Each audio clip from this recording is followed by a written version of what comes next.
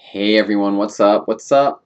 Welcome to round 16 of London 1899, where we've been looking at some of Lasker's best and most interesting moves and moments. In this position, it is black to move, and I would like you to pause your video and figure out what would you do here for black. Alright, so this actually reminds me of a game that I looked at earlier, although it's a little more obvious than, it was the game Lasker versus Cone in round 6, I think, if you want to reference that. But the point is, if rook takes, rook, queen takes, and the queen is pinning this knight. Now, we could just sit tight and play a move like king h8. That would be fine. However, then after rook takes, if rook takes, the rook should take on e4, so the queen would have to take, and maybe it would become a little awkward, like something like this, attacking the knight, attacking the pawn. So again, black did what he did in this round 6 game. He gave up the c-file to white and played rook to b8, refusing a trade.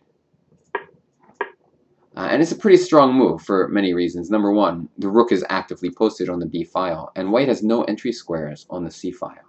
So these kind of non-trading moves are very important to find, because it's in all of our instincts to just kind of trade things and allow trades, but the best players know when not to trade. And after rook c2, king h8 is a useful move, just to get out of queen c4 type things. And now all of a sudden black's attack is very strong. And I'm certainly not saying that white played perfectly. But the knight's coming to e3 in a bad way. Well, he stopped that from happening. This is kind of a funny move, g6. The idea is we're threatening rook e1, and there's no good way to stop it. Because if rook c8, knight g8, and now rook e2 is threatening queen f2. And just to point out, if queen takes pawn, rook e1 leads to mate next move. After king h1, knight g4, check, king g6, and all of a sudden there's no more checks, and queen takes h2 is coming.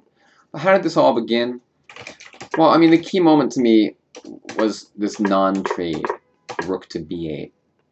Once black plays this move, black's rook is now much more active than the white rook. And white ended up playing rook c2, and now this rook is active, and this rook is passive. And so these types of moves are very important to find. They're usually not annotated or highlighted in any games, but they're not obvious. If you're playing a game, I guarantee you a lot of players are going to mess up in a position like that, just because our instinct to trade is very strong. So thanks for watching, and I will see you tomorrow with another example from this tournament.